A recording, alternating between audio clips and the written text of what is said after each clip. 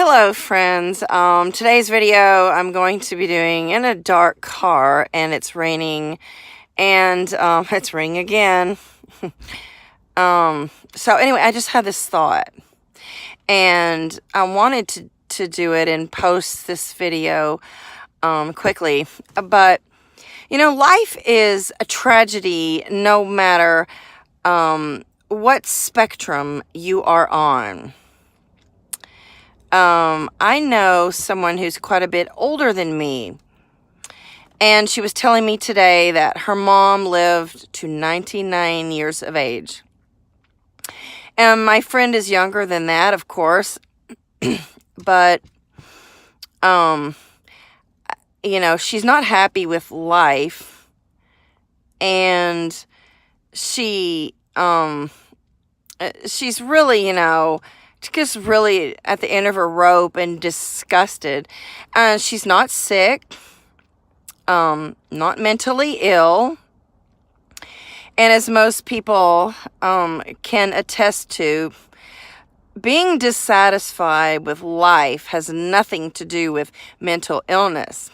It has everything to do with sanity and the fact that being disillusioned or uncomfortable or bored or saddened or disappointed, greatly disappointed, those are everyday common human emotions and feelings, and that has nothing to do with depression, anxiety, bipolar, schizophrenia, paranoia. Those are experiences that everyone battles with. And there's a quote, and it says something like, I'll have to put the link below, but it has something to do with if you're sane in an insane world or something, you are not healthy, or to be content or sane in an unhealthy world, indicates your insanity. So I'm not saying it properly, but anyway, you get the drift.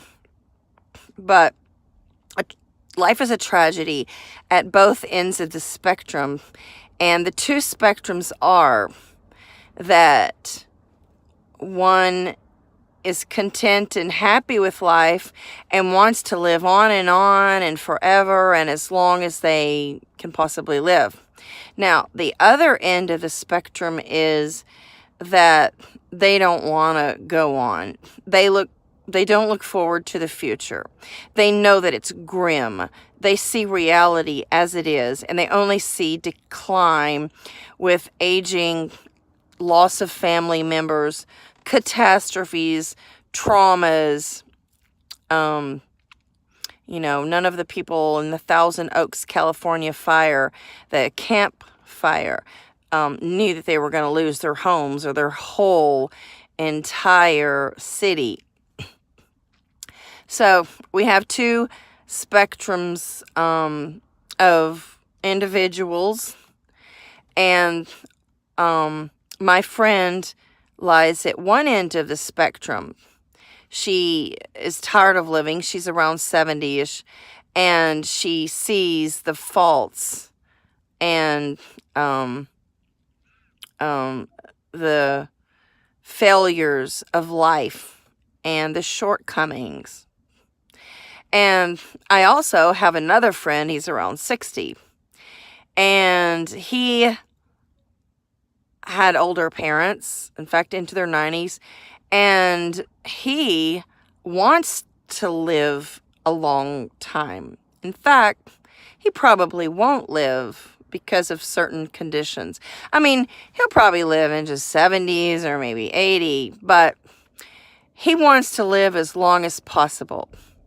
Now, he is of the delusional end of the spectrum. He tells me that he has adapted to this world.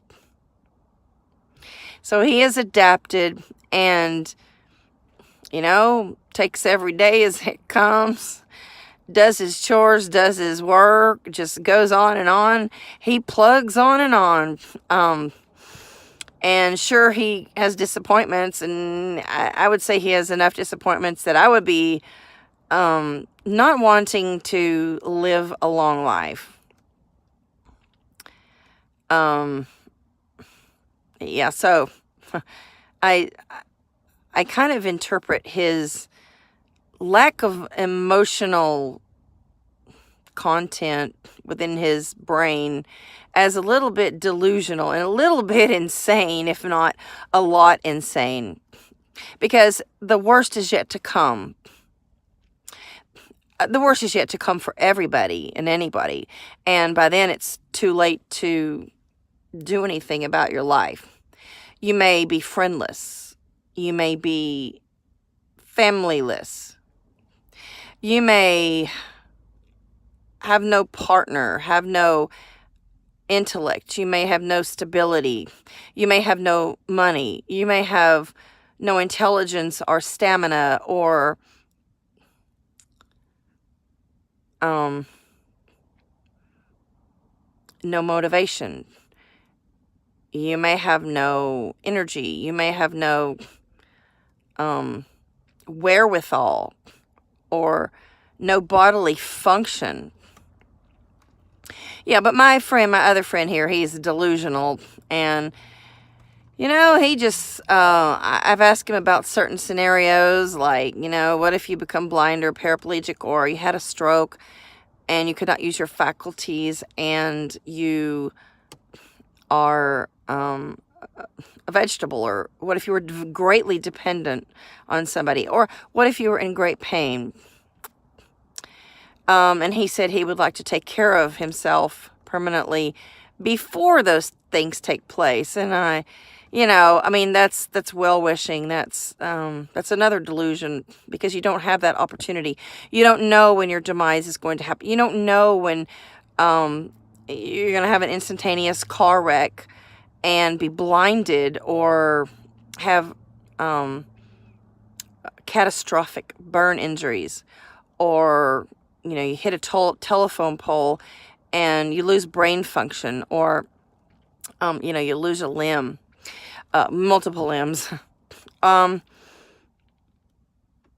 don't know when there's going to be a bomber or a mass shooter, or a plane crash.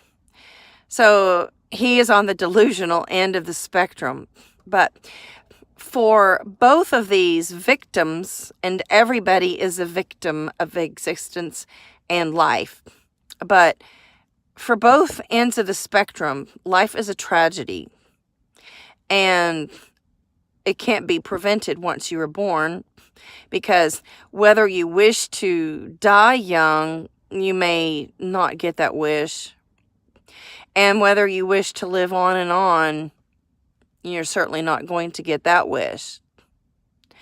I sometimes believe that people who want to live die sooner, and people who want to die live a long time and just have to tolerate what the end of life yields them. So, life is a tragedy all around. Life is traumatizing to everybody at every end of the spectrum. And I wish I had some arguments for the delusional types, and I never get those arguments. I would like some replies or comments on my video here from the people who feel they want to go on and on and on. And I don't want a troll, and I don't want an asshole or a jerk, to come up with their antidotes. I want some hardcore introspection, and I want a description of why they want to live on, and how are they going to tackle the results of end-of-life traumatizations or catastrophes. And we all have a potential of those end-of-life penalties, if you will. So, to sum up this video, I just want to say that there's two ends of the spectrum. There's people who want to live on, but they're not going to. And that is a tragedy for those people who are involved because they probably fear death.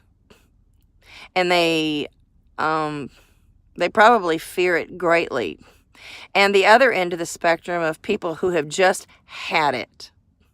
They've had it with disappointments. They've had it with chronic pain or disillusionment. And people who have let them down, or a career that did not pan out, or family members who had died and whom they cherished. So for those people, every day, hello Kathy, hello Judy, etc. Anyway, you know who you are. For those people, every day of life is just another uphill climb. It's a Sisyphean battle. It's a chore. And the hospital is full of people who are in pain or chronic pain, or, had birth issues, like, lupus, maybe childhood diabetes, juvenile diabetes, or Crohn's disease, ulcerative bowel. That's a bad one. Ulcerative colitis. I had a coach once that had that. It's just horrible. I can't imagine. And another person I knew had gastritis. So on the other end of the spectrum, you have people who are suffering or who linger in a nursing home, who are bored and don't have friends and maybe don't have the capacity to function as a whole being and a complete individual. So they are greatly traumatized and uncomfortable with life, and they are ready to go meet their maker. And life is a tragedy for them because they don't know when they're going to die, and they fear living into an old age past the septuagenarians. But either end of the spectrum is a failure. It's a failure of reproduction and humanity. It's a shortcoming of existence, and it's a battle that everybody suffers. Every single person is battling either the fear of death or the fear of living a long time. Now, I'm not saying that the people who do think life is a hardship don't fear death. Oh, everybody fears death. That's why few people do commit suicide. Even the greatly depressed or the greatly suffering people who want to die often do not take their lives because of the fear of pain during suicide, or the fear of what holds true after we leave this planet, this God-forsaken planet. So, and then leaving loved ones behind, or pets, or just not wanting the end of yourself, like just feeling yourself not existing anymore. It's scary, and it's sometimes it's unbearable to think that everything that you held to your heart in your life, whether it's your favorite cat, whether it's your philanthropy, whether it's your coin collection, or your philosophy, or whether it's your beloved mother or your sister or your twin. Twins have strong bonds. So, you know, and I often think, like, people who are truly, truly gifted and talented, and that doesn't apply to me because I really don't have a lot of, talents and special gifts, but like somebody who has spent a lifetime cultivating a talent, like, like a surgeon perhaps, who hones his skills and dedicated his whole life to the intricacies of his craft, or like a musician, like a violinist or pianist or saxophonist, and those individuals who honed their skills and dedicated a life to something that most people don't, they have to leave that talent behind when they die. Now, that's very sad. I have particular,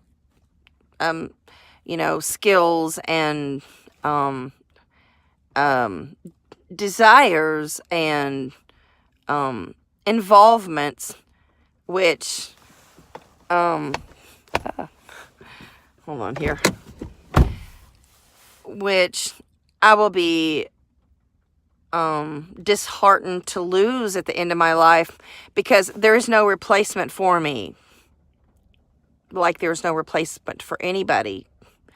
And people who are really, really good at something, or people who have a trait like generosity. There we go. Turn on my car light. People who have a trait like generosity or kindness, or I don't know, somebody who is so beautiful, that is rare, and that is a special gift, to be so beautiful. And so, that's just a personal offering to the world, even though it's genetic and even though it wasn't cultivated. It's a gift that you were born with. But to lose a part of yourself, to lose an entity of yourself that cannot be regained, because everybody is an individual. You might be the best poker player or the best online gamer. You may be the best gardener. You may really be the best gardener. And those talents and skills and traits will be lost. They will not be regained, because the talents that you hold and the personality that you behold will never be replaced. There's other gardeners, yes, but your particular interests and gifts will never be replaced, because you are an individual. And that makes me kind of sad. It really makes me I think I'm going to have to end this video because I might cry.